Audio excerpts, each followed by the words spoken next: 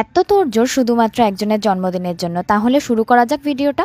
আমি খুব এক্সাইটেড ছিলাম, এক্সাইটেড হয়ে এগুলো সব ডেকোরেশন করছিলাম। আর পিছন দিক থেকে আমার ভাই ভিডিও করে বলছিল, তুই কর কর ওই ডেকোরেশন, আমি ভিডিও করে দিচ্ছি। ভাই বারবার আমাকে বিরক্ত করে বলছিল যে এটা কর, এইভাবে কর, সেইভাবে কর, কিন্তু আমি তো ডিস্ট্র্যাক্ট হয়ে যাচ্ছিলাম। তাই বলে আমি একটু ওকে বকে নিলাম। বকে নেওয়ার পরে আমি আবার নিজের মতো করে সাজাতে শুরু করলাম। ও পেছন দিকে আবার ভিডিও করা শুরু করে দিয়েছে। আমি একটু বেশি এক্সাইটেড ছিলাম। তারপরে আমি পায়েসটা বসিয়ে দিলাম যাতে পায়েসটা তাড়াতাড়ি হয়ে যায়। দুধটা জাল দিয়ে চালগুলো ঢেলে চলে গেলাম কেকটা সাজাতে। ছোট একটা বাটারস্কচ এগলেস কেক এনেছিলাম মিয়ামোর থেকে। হ্যাঁ, মায়ের জন্য তেমন কিছু করতে পারি না, কিন্তু তাও চেষ্টা করেছিলাম কিছুটা করার। পায়েস বানিয়ে সব ডেকোরেশন কমপ্লিট করে রেখে দিয়েছিলাম। তারপরে মা চলে এসেছিল কেক কাটার জন্য। মাকে ডেকে আনা হয়েছিল, শাড়ি পরিয়ে বসানো হয়েছিল বলে মুখটা গোমড়া করে রয়েছে।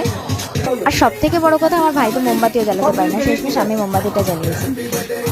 তারপরে আমার মা জিজ্ঞেস করছে, আমি কি কেকটা কাটতে পারি?